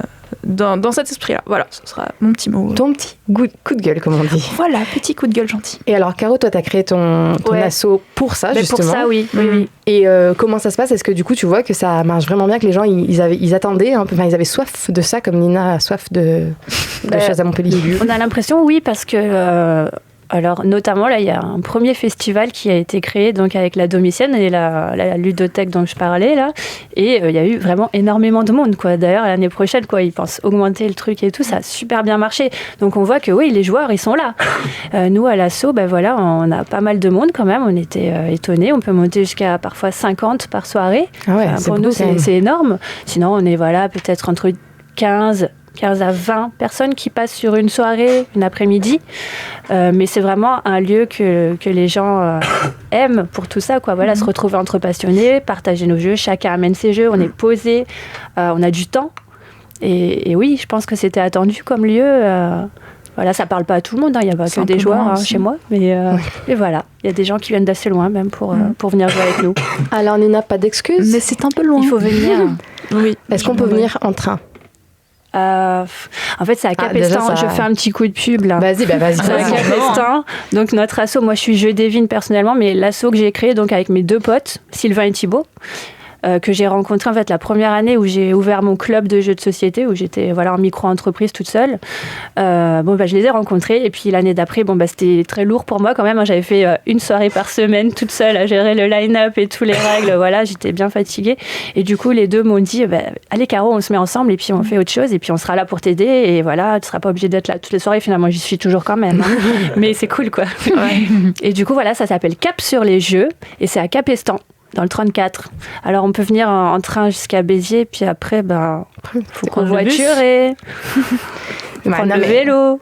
À un moment, on aura une voiture, Nina, je pense. Ça va se faire... Oui. On empruntera la voiture de Raphaël, qui n'est pas ici, mais on fait des bisous. À qui on fait des bisous et on lui volera même sa voiture. On lui volera sa voiture. Il n'aura pas le choix. Il n'aura pas le choix, voilà. Et toi, Emmanuel, est-ce que tu trouves que la communauté ludique de Montpellier et de ses alentours est plutôt chouette, ou est-ce que... parce qu'en plus, il y a Toulouse à côté qui nous fait un peu concurrence. Mais moi, j'appelle ça de la concurrence, la meuf, alors que c'est des jeux genre... mais Toulouse, c'est pas bien. Voilà. Waouh. Oh là là, ça va pas dire ça va pas. Et on a des amis là-bas. Enfin, un peu peut-être de loin. Je pense qu'il y a une grosse communauté de gens qui ont envie de jouer et qui aiment jouer à Montpellier. Je pense que en fait, au final, c'est peut-être ça le problème, c'est qu'on n'a pas encore les lieux, les infrastructures pour accueillir toute cette catégorie de gens qui sont des gens qui jouent, quoi. Mais je le voyais à la clientèle justement au magasin, c'est vrai que c'est des choses où très vite en fait ils disent on n'a pas trop d'endroits où se rejoindre, etc. C'est vraiment une demande en fait au sein même des joueurs en fait, la communauté des joueurs de Montpellier. Bien sûr, et pourtant, on est la preuve, il y a plein d'assos, il y a plein de le secteur il se développe beaucoup. Peut-être c'est vrai qu'au niveau des lieux publics, il n'y a pas autre que bar. Oui, c'est ça. Il y a beaucoup de bars. Il y a des gens qui n'aiment pas forcément boire de l'alcool en jouant, ou il y a des gens qui crient à côté, qui ont envie peut-être un peu plus de calme et tout, ce qui peut se comprendre. Et mais c'est cool, parce que s'il y a beaucoup de gens qui ont besoin de ces activités-là, a priori on peut se dire que ça va se développer et que du coup, normalement, les politiques publiques, elles devraient mettre un petit peu d'investissement, en toute logique, pour développer ça, même si c'est toujours compliqué, on le sait, mais voilà, il faut que ça se développe. C'est super important parce que c'est un secteur dynamique en fait, et puis c'est bête mais même économiquement pour la ville, en fait ça attire du monde, quoi. Enfin ça fait partie des secteurs. Il n'y a pas de grosse industrie à Montpellier comparé à d'autres villes sur de l'aéronautique ou des trucs comme ça, et en fait je pense que le secteur ludique, ça fait partie des industries culturelles qui font que la ville elle est intéressante, donc il faut le développer. Alors peut-être avec Montpellier, capitale de la culture, je sais plus, 2020. Oui, les doigts. Ouais, peut-être qu'ils vont nous laisser une énorme salle et Nina, tu devras par contre en prendre soin et la Bien gérance. sûr. Et gérera tout. On continuera à enregistrer, on mettra ça sous le nom de Amusez-vous bien et ce sera la ludothèque d'Amusez-vous bien. Et alors par contre, il faut aussi donner des sous à la radio. Lily, normalement, bien sûr, me passer des mots comme ça. Un chèque pour la radio pour tout changer. Très bien. Tout de A à Z. On va faire ça. C'est bon. 2025, on a dit. Vos marques, oui, c'est bon. Grosse année. Alors, j'ai une question en même temps, parce que rien à voir, mais si, à voir. Est-ce que Montpellier est la capitale de la culture ou est-ce que c'est encore en attente ? C'est quoi cette histoire de 2000 En fait, c'est encore en attente, mais quand tu vois les concurrents, en fait, tu sais très bien qui va être choisi pour la capitale de la culture. Parce qu'il y a quoi à côté ? Il y a des villes...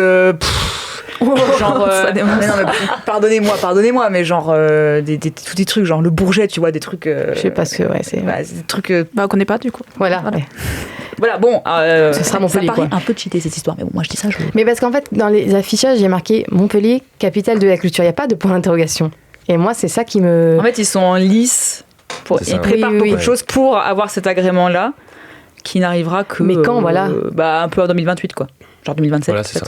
Ouais, okay. Alors, si je dis pas de bêtises, je me trompe peut-être, mais l'idée c'est que les capitales culturelles, c'est pendant une année, donc 2028 pour cette édition-là. Ouais. Voilà, va y avoir plus de manifestations autour de la culture dans la ville qui sera sélectionnée. C'est ça. Et moi, ce que j'avais entendu dire, c'est que Montpellier est déjà une ville où culturellement il y a plein de choses, et que du coup, ça pouvait porter préjudice à. Ah oui. Alors je sais pas du tout. Après, c'est des on-dit, des trucs comme ça, donc j'ai pas vraiment les bails, mais. Et ceci dit, maintenant tous les éléments culturels de Montpellier sont estampillés capitale de la culture parce qu'ils veulent montrer à quel point c'est une bonne ville le pour mérite. Ouais. C'est ça. Ouais, mais ce qui est juste très bien dans ça, c'est que ça peut apporter de l'argent justement à des assos et à des institutions. Voilà. Ça, on a envie que de la culture.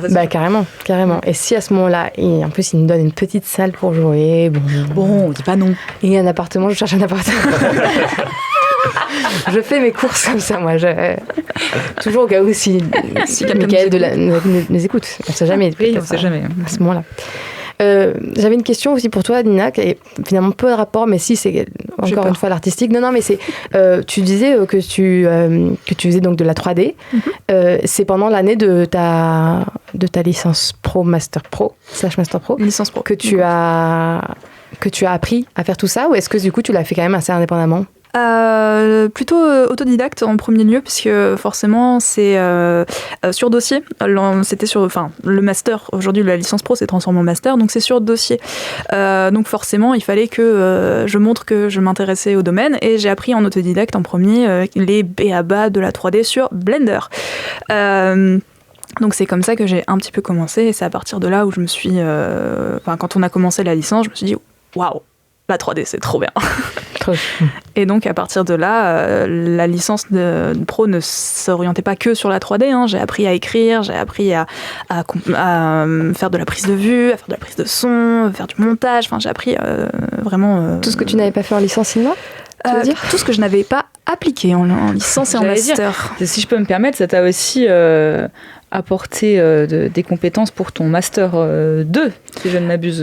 Oui, tout à fait, parce que j'ai fait un mémoire de recherche-création, donc qui, pour ceux qui l'ignorent, consiste en fait à faire vraiment une espèce de retour sur sa création. Donc on écrit un mémoire sur ce qu'on est en train de faire, et donc j'ai réalisé un petit court-métrage dans le cadre de mon master, et c'est la licence pro en parallèle, puisque j'ai fait un double cursus licence pro master 2, oui c'est compliqué. Faut être un peu ma boule. Et donc voilà, j'ai pu développer des compétences qui m'ont vraiment super intéressée, parce que quand on les apprend comme vous les avez appris théoriquement, on a très envie de les appliquer, sauf qu'il n'y a pas le temps. Il y a des TD en fait, Nina. Ouais, arrête un peu. On les connaît les TD quand même. Ils sont pas tous qualitatifs, et ils t'obligent pas à faire des projets intensifs. Donc ça, c'était vraiment en licence pro, c'est ça qui était chouette, c'était de vraiment pouvoir appliquer et de se dire voilà, vous avez une semaine pour finir ce projet, vous avez une semaine pour finir votre microfilm montage, etc. Donc c'est vraiment de l'application pure et dure, et le master c'est encore beaucoup plus poussé aujourd'hui, et c'est vraiment chouette. Trop cool. Et j'ai vraiment réalisé que je t'ai posé cette question sans changer de partie. Et là, les gens vont être complètement perdus. Donc, je vais lancer les dés, attention, parce que... Mais c'était pour la... Il faut revenir un peu avant dans l'imaginer. Imaginer. Voilà, imaginez que c'était avant la question pour Nina, sinon vous allez être perdus. Et là, Nina, tu as répondu à cette question. Bravo. Et donc, c'est devenu beaucoup plus poussé. Tout ce que Le master. voilà. Le master. J'avais une question en tête qui n'était pas écrite. Et bien sûr, Elle est tu l'as partie. oubliée. Elle est partie entre-temps. Marie, tu as peut-être une question pour... Oui, regardez comme je la en fait, piège. je sais pas à quel point je vais squeezer tes propres questions. Mais vas-y, squeeze. Mais est-ce que tu pourrais nous parler également de ton travail graphique sur le jeu Happy City ? Oh oui. Alors, en fait, du coup, j'ai une page Instagram qui s'appelle Bulbafleur. Moment pro, vas-y. Bulbafleur sur Instagram. Donc en fait, je fais de la 3D, je montre un petit peu mon travail en 3D. Et là, en ce moment, je suis sur un projet où je modélise les bâtiments du jeu Happy City fait par Cocktail Games. Donc voilà, et c'est plutôt rigolo. Vous pourrez y aller pour essayer de reconnaître quels sont les bâtiments. Voilà. Ils sont très reconnaissables, ouais. Oui. Ils sont plutôt reconnaissables assez facilement. Bah, si les gens ne reconnaissent pas...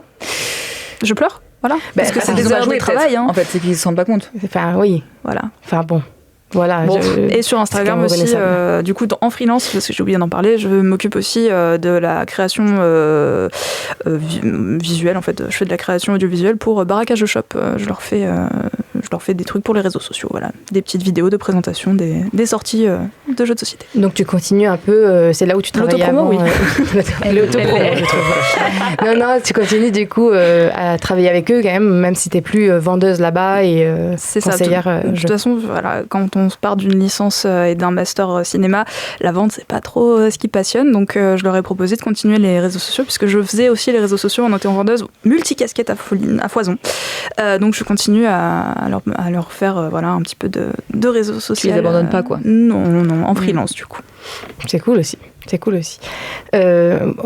Je réalise après cette question, évidemment, que je n'ai pas dit que cette partie-là concernait un peu plus deep. C'était un peu plus deep sur vos travail. Deep dans le sens... Deep, ça fait non, parce peur, que travail, travail. Je crois, quand tu vois... C'est un mot, c'est un peu pénible, ce mot travail, parce que c'est pas des travaux. La langue française est pénible. Oui. C'est des métiers passion. On va plus à des métiers passion, et puis voilà, c'est très bien. Je voulais te demander, Emmanuel, est-ce que tu trouves que, justement, tu parlais de Asmodée Research tout à l'heure, est-ce que tu trouves que ça se développe plus au niveau de la recherche et du développement ? Est-ce qu'il y a des choses qui tu sens qu'il y a une montée là-dessus au niveau des jeux ou pas assez, selon toi ? Ouais, ça arrive de plus en plus. Il y a des chercheuses qui travaillent sur le médium du jeu, ce qui est super important parce que on sait pas encore assez de choses, comment ça marche, voilà, sur les joueurs, joueuses exactement. Qu'est-ce qu'on peut en faire de tout ça ? Et tu parlais de recherche-création tout à l'heure, mais en fait moi le master en jeu, en game design à Paul Valéry, c'est aussi en recherche-création.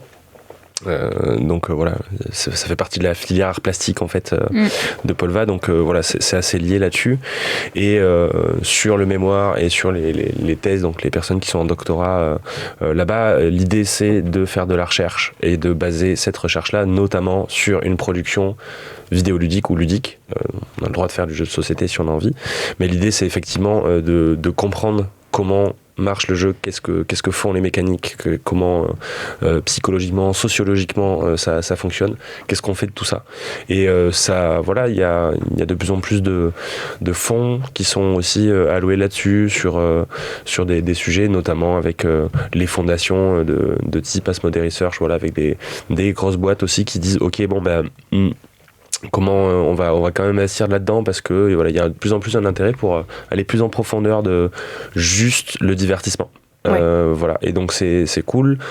Voilà, moi j'aurais tendance à dire qu'il faut encore plus d'argent et plus développer ça, voilà, permettre de faire des thèses chiffres, des trucs financés vraiment, parce que là on est encore dans les sciences humaines, donc au niveau de la recherche, c'est pas des trucs qui rapportent beaucoup. Enfin voilà, les gens sont pas, on connaît ça dans l'art plastique, en cinéma, dans plein d'autres filières de sciences humaines, sociaux, etc. où effectivement les recherches est très peu financée. Et voilà, mais au niveau du jeu, c'est vrai que ça commence à se développer un petit peu. Il y a de plus en plus de choses qui sont faites là-dessus et c'est pour le mieux. Tant mieux alors si ça avance, même si doucement, mais bon, c'est déjà ça. Et je voulais aussi te demander, est-ce que tu t'investis toi dans d'autres que ce soit association, projet ou enfin, est-ce que c'était vraiment plus sur les ateliers ludosophiques ou est-ce qu'il y a d'autres choses aussi qui t'intéressent au niveau du jeu de société? Alors au niveau du jeu, là c'est retombé un petit peu au point mort, mais je faisais partie d'un collectif qui s'appelait Gammaturgie. Donc Gamma, le game, et Turgie pour le sens, voilà, sur l'histoire, tout ça. Et donc non, on était un collectif. Je dis on était parce que moi je suis plus trop dedans, on fait plus trop de choses. Le collectif existe encore, mais on a pas mal fait d'expérimentation ludique, plutôt engagée.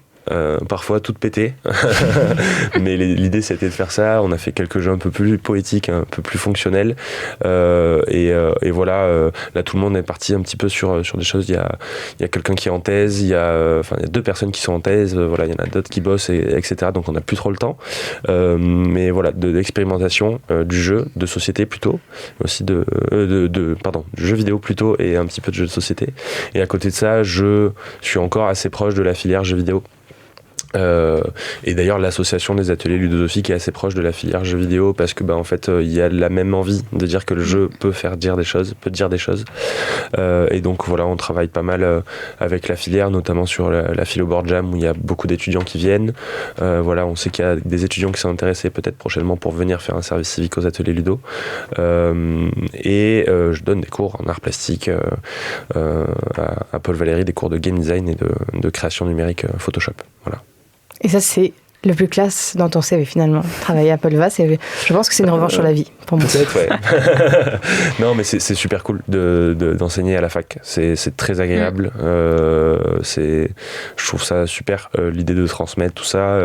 Les étudiants et étudiantes sont incroyables. Il y a vraiment des idées. Pas tout le monde fait des trucs de fou, hein, mais tu peux dire des noms, Non, je vais pas dire des noms, c'est interdit. Mais non, mais enfin voilà, c'est agréable d'avoir on propose un sujet, on explique ce qu'il faut faire, et là il y a plein de gens qui ont des super idées auxquelles on n'avait pas forcément pensé, mais ils sont exceptionnels, ils font mieux que moi ce que j'ai fait. Donc ça c'est cool. Ça, je suis d'accord avec toi. Moi, si je travaille là-bas, c'est pour les étudiants avant tout. L'effet je pense, de vraiment intéressant. Jeunesse mélangée aussi à plusieurs personnes qui ont les mêmes passions et qui peut-être n'ont pas non plus totalement le cynisme de la vie. Ou alors si, mais dans le bon sens du terme. Oui, essaie d'être plutôt dans la révolte de ce cynisme de la vie, quoi. Ouais. Ça, c'est quand même assez cool.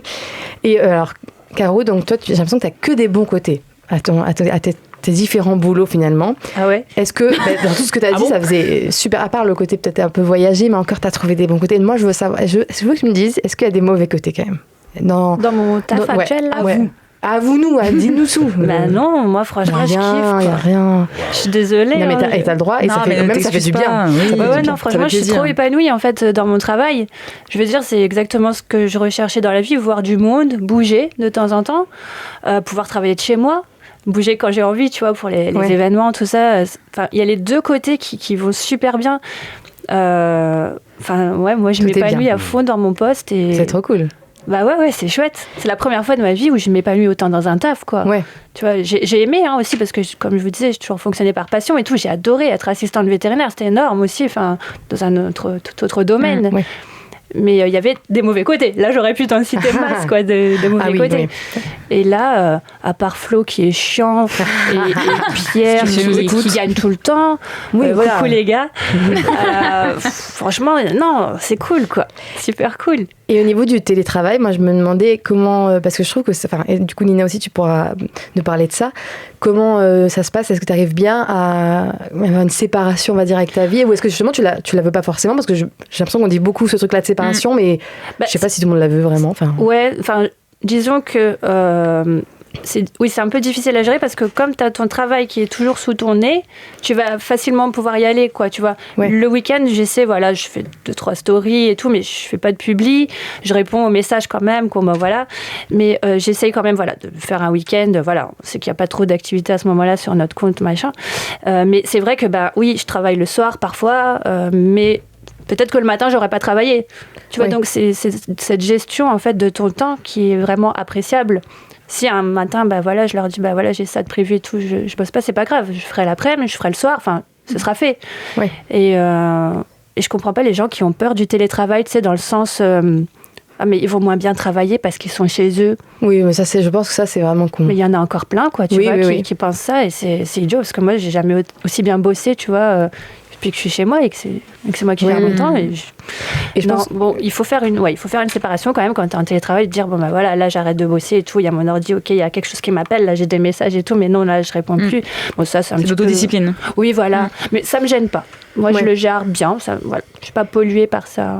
Et du coup, c'est plus une question de tâches à accomplir, on va dire, où tu... Oui, en fait, tu vois, j'ai un petit truc là sur mon frigo, les garçons le connaissent, quoi. J'ai toutes mes petites notes et tout, dès que j'ai un truc, paf, je marque et tout, bon, publie de ça, parler de ça, tout ça.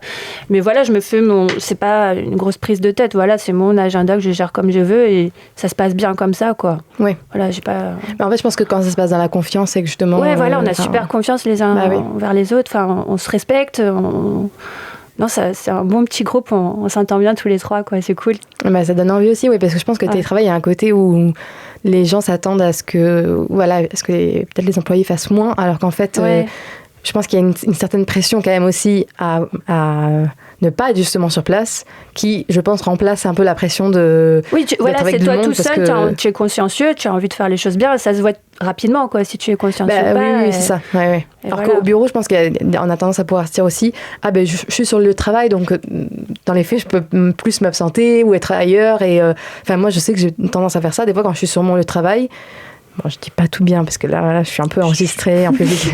Non, mais je vais avoir tendance à me dire bon, de toute façon, je suis là, donc c'est pas grave si je fais un petit autre chose à côté. Alors que je pense que il y aura un côté en télétravail, t'es à fond sur ton truc parce que voilà, c'est toi qui décides de t'y mettre. Tu vois, le moment où tu t'y mets, c'est toi. Tu vas pas faire autre chose en même temps. Non, c'est ridicule. C'est toi qui t'y mets à ce moment-là. Complètement.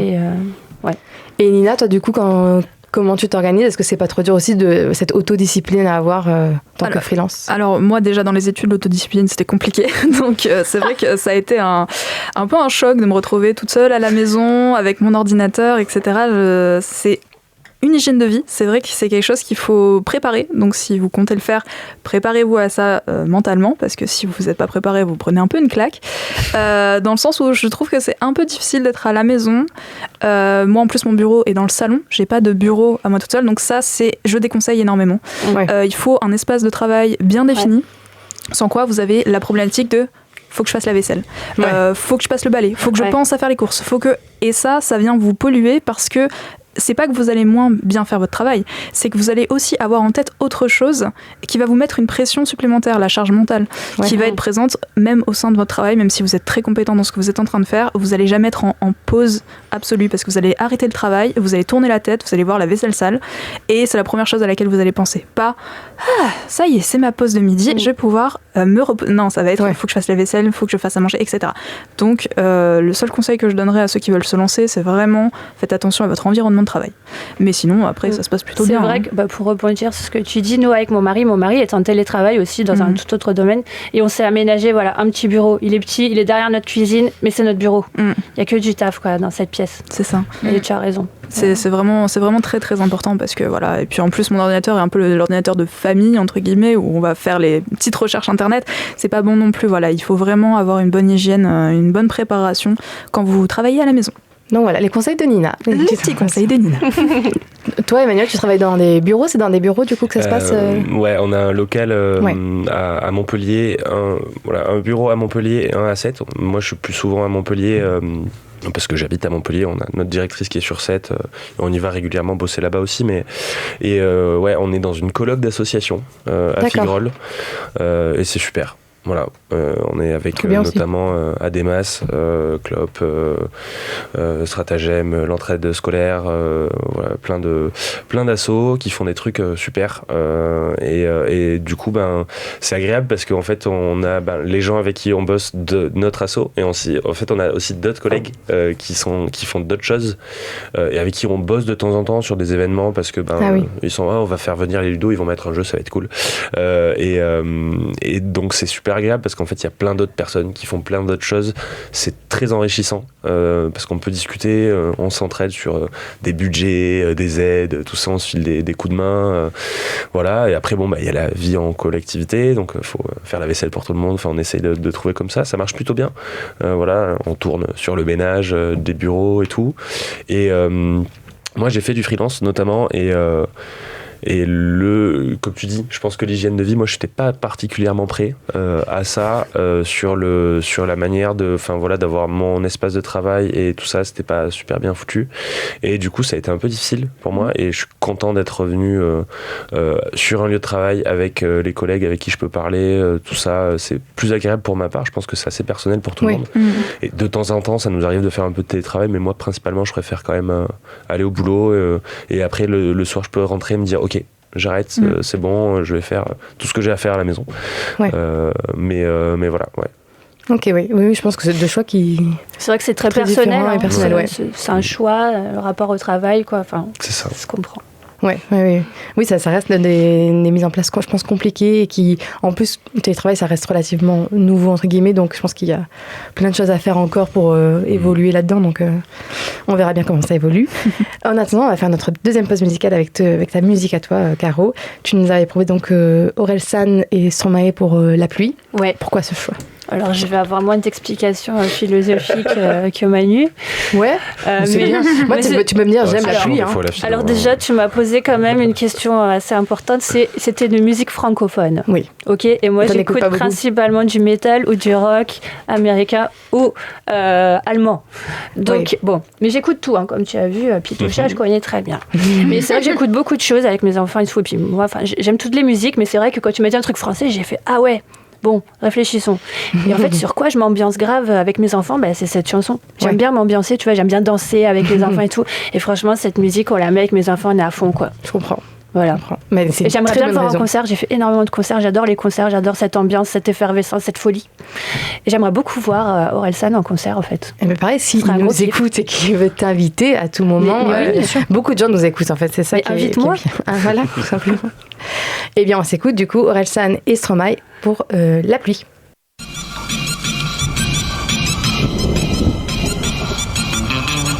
Je viens de la France où on danse la chenille, où on prend plus de caisses que des crash tests demi. J'ai des potes diplômés, d'autres qui n'ont pas lu de livres, qui sont sûrement sur un mur et dans les rues du centre-ville. Mon père a gravi l'échelle pour devenir ce qu'il voulait être. Ma mère est la ménagère à qui les publicitaires veulent la mettre. Je connais la campagne et ses gros sabots, où ça vole pas haut, les ragots et les oiseaux. Toujours autant de pluie chez moi.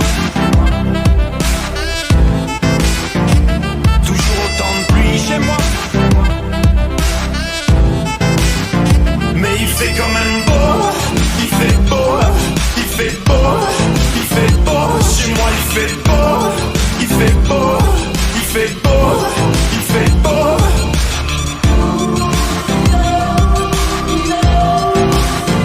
Chez moi il fait beau.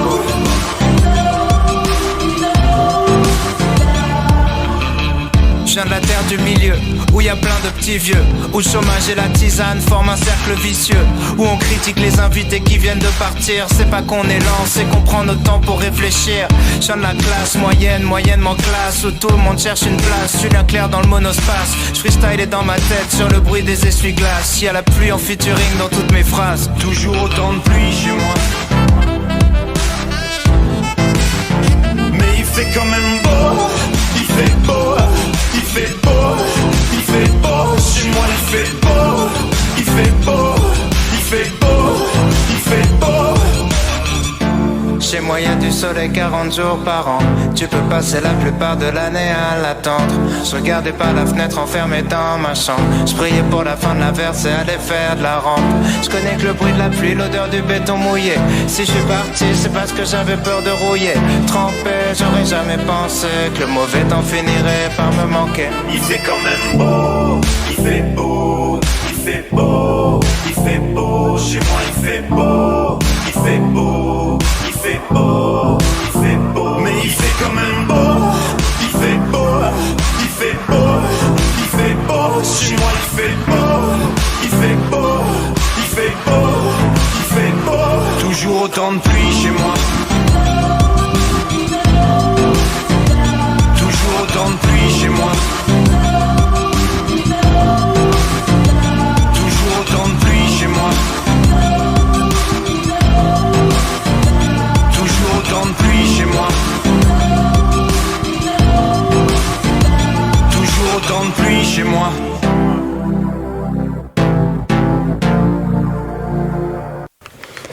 C'était Orelsan en featuring avec Stromae pour le titre La pluie. On pense que tout le monde s'est ambiancé. Ouais, j'espère. Et tu disais, Caro, en plus, ça te rappelait aussi... Oui, ça me rappelle un peu Paris, quoi, tu vois.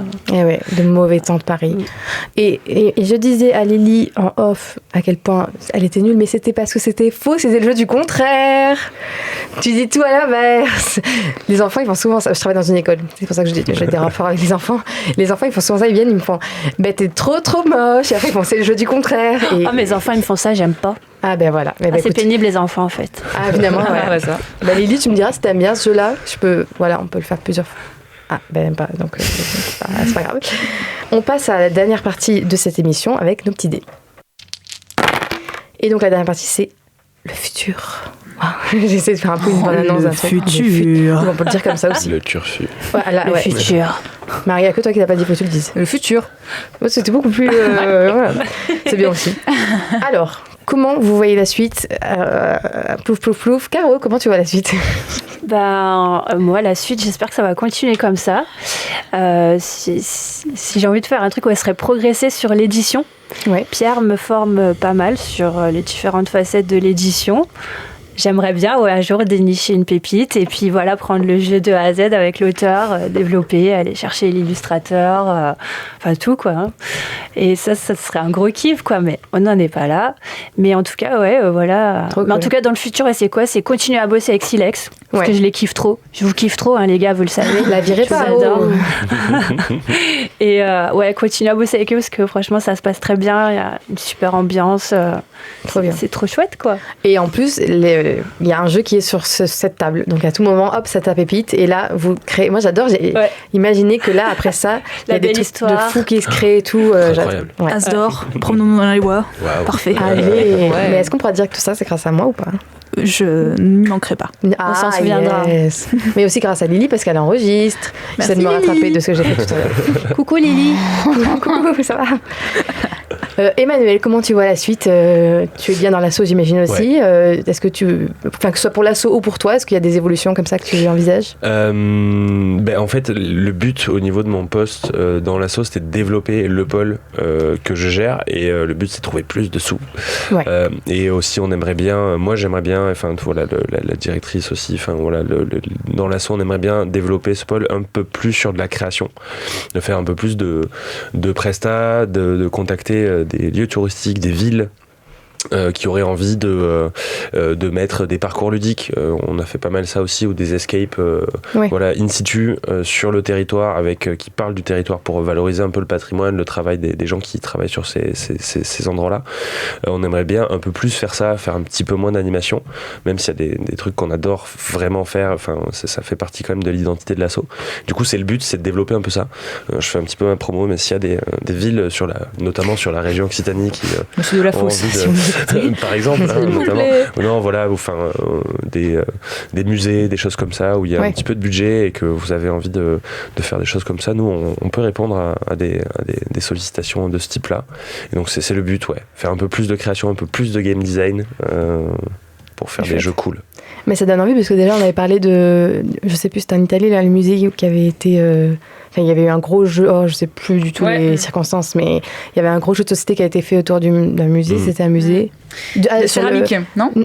Il y avait de la céramique. Alors il y avait ça, et il y avait un autre musée, c'était du design, genre de meubles, etc. Ah oui, contemporain. Et je trouve que ça avait l'air, ça a l'air génial parce que moi, c'est vraiment la seule façon de m'y intéresser, quoi. Ouais. Donc, ce qui est trop cool, c'est que le jeu, c'est pour ça que c'est super, c'est que ça permet d'intéresser les gens à des sujets qui vont pas forcément les intéresser de prime abord, et donc c'est pour ça que c'est cool, ça valorise des choses, et le but c'est d'arriver à faire quelque chose qui permette de pas effacer le fond, mais d'avoir une forme qui soit cool. Enfin, faut pas faire un jeu trop chiant, quoi. Faut que ce soit sympa. Le but du jeu, c'est que ce soit drôle et que ce soit intéressant à jouer, et en même temps faut pas, c'est là où tout est l'équilibre, c'est qu'il faut arriver à garder quand même le fond de ce qu'on veut dire, quoi.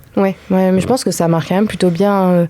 Souvent ça marche bien, et moi je sais que j'ai appris plein de choses par rapport à des jeux, mais même des jeux de société qu'on a fait entre nous, Mariposas, etc., les trucs sur les papillons, justement, on en revient. Tu simules, on a appris plein de choses aussi. Il y a plein de jeux où ça, il y a vraiment, justement parce que c'était des bons jeux, on a retenu le fond, quoi. Donc ça marche vraiment. Et toi, Nina, alors déjà, tu vas nous vendre ou pas ce Happy City 3D On va faire une nouvelle édition avec les cartes de Nina. Ah ouais. Ah, ce serait chouette. Le futur sera plutôt pour l'instant du rêve. On espère qu'il va se. Non, pour l'instant, là maintenant, c'est du rêve. Comme si, là. Demain, c'est du futur. Donc, non, demain, c'est du futur. Écoute, dans le futur, je vais créer des jeux et dans ces jeux, il y aura des figurines et puis il y aura des éléments en 3D que j'aurai modélisés et imprimés. Trop bien. Pour vraiment mener de l'écran au toucher des éléments que j'aurai modélisés. Ce serait vraiment chouette et surtout de créer des jeux de société, des univers. J'adore créer des choses et surtout j'espère que Promenons-nous aura une belle suite et une édition. Mais je trouve qu'il est déjà beau comme ça. Franchement, c'est fou parce que Prototype, des fois, c'est pas aussi beau quand même. Là, vous le voyez pas, les gens qui. Mais moi, je le vois. C'est super beau. Imaginez quelque chose de très beau, et ben ça y est, ça les tuiles ont été faites par ma sœur qui les a fait dans des grandes planches en bois. Donc voilà, on a fait une bonne centaine, je crois. C'est une affaire de famille, quoi. C'est un peu une affaire de famille, très bon film. Et voilà, après, il y a eu un gros travail de graphisme par Cécile Chevanne et on a vraiment. Vous le voyez pas, mais il y a vraiment une boîte, il y a vraiment des jetons, il y a tout ce qu'il faut. Donc voilà, il manque plus que régler les petits soucis, mais c'est vrai qu'il a déjà la bonne gueule pour être présenté auprès des gens. Non mais carrément. J'espère qu'il va grandir. On lui souhaite une longue vie également. Et un as d'or. J'avais déjà dit une longue vie, ça c'était quand même pas mal. Je veux un as d'or pour lui. Ok, un as d'or, alors c'est bon. C'est la fin de votre programme, donc amusez-vous bien. C'est passé très vite, je trouve. J'avais encore des milliers de questions, mais évidemment, jamais pas de temps à ça. Merci de nous avoir écoutés. Vous pouvez nous retrouver sur le site de Radio Campus Montpellier ainsi que sur les autres plateformes de podcast. Un grand merci donc à Caro, à Nina et à Emmanuel d'être venus et d'avoir participé à cet épisode spécial qui était super intéressant avec vous. Je trouve que vous avez dit des choses passionnantes. Merci. Merci à Marie d'avoir été ma copilote pendant cette émission. Et merci à Lily qui est la meilleure du monde pour avoir réalisé cette émission. Elle me sourit à moitié, je sens qu'il c'est bizarre. Je sens que c'est pas fou, mais bon. Donc on vous donne pas rendez-vous dans 2 semaines parce que c'est les vacances. C'est les vacances. On se donne rendez-vous dans 2 mois, on peut dire. Ça va, c'est vrai, c'est ça. Hein. Pour une nouvelle aventure ludique, j'imagine bien. Une nouvelle saison. Il va y avoir des bangers, des refontes. Ça se dit des refontes, hein. Parce que j'ai plus ce que je dis moi. Oui. Il va y avoir des refontes et des bangers et des vendanges, des vidanges aussi. De tout, il y aura de tout à ce moment-là. Et on va se quitter avec ton choix musical, Nina, qui est donc Aquatrip d'Hippocampe Fou, parce que je connais très bien, j'avais pas besoin de relire pas du tout. Si je texte à ce moment-là. Est-ce que tu peux nous expliquer pourquoi ce choix ? Pourquoi ce choix ? Parce que, en fait, même problème, j'écoute beaucoup de musique anglophone. D'ailleurs, tu m'as dit, juste pour l'anecdote, elle m'a proposé une musique, je lui ai dit, une musique francophone, elle m'a dit, j'aimerais te proposer ça, c'est anglophone. Donc je dis, d'accord, non, du coup. C'est un groupe français, mais qui chante en anglais, donc bon, non, ça ne marche pas. Dis-toi que la seule exception pendant ces 3 saisons a été Marie, parce qu'elle a voulu passer Tokyo Hotel la dernière fois, que je lui ai fait plaisir. Mais c'était la seule exception. Tu aurais pu me faire plaisir ? Non, parce que c'était une émission sur du méga fun, c'était un quiz, pas un quiz, allez, c'est bon. Voilà. C'était des jeux, quoi. C'était des jeux, donc il fallait du fun, c'est pour ça. Il y avait Pokora, Lily n'a pas aimé, enfin tous les... D'accord. Voilà, quoi. Donc pourquoi Hippocampe Fou ? C'est parce que déjà c'était dans ma playlist, donc voilà. Et surtout parce que j'aime pas beaucoup le rap. C'est vraiment un style musical que j'aime pas beaucoup et Hippocampe Fou fait vraiment exception parce que c'est un génie de l'écriture et du parler. Vous allez voir qu'il parle vraiment très très vite et que c'est assez difficile de l'imiter et c'est quelque chose que j'admire chez un chanteur de rap. Il est un peu fou, quoi. Il est un petit peu fou. Mais un peu hippocampe. Un peu hippocampe peut-être aussi. Ça, j'avais pas le C'est-à-dire qu'il est enceinte et c'est ça. Et surtout, c'est un cheval des mers. C'est surtout une musique qui vous invite au voyage aquatique. Ah là là, mais ça donne envie. Et bien alors ça tombe bien que tu dis ça parce que j'allais vous dire, on s'écoute Hippocampe Fou et Aquatrip donc, et on vous souhaite justement de bons trips, et là c'est mon genre de transition à moi, de bons trips et des bons voyages marins pour cet été. On se retrouve normalement à la rentrée prochaine, mais d'ici là, amusez-vous bien. L'hippocampe a tout sauf l'apparence d'un poisson.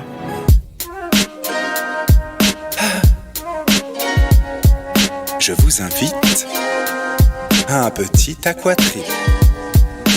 Plonge dans mon monde quelques centaines de secondes. Laisse-moi chatouiller tes orteils. Nage mais ne bois pas la tasse au royaume des algues. On aime gazouiller, c'est mortel. Poète, néo-rétro-modeste, zéro défaut, recherche d'honnêtes et graciles crevettes de Zavid, de rodéo, de phrases et de rimes sous-marines, acides et équestres.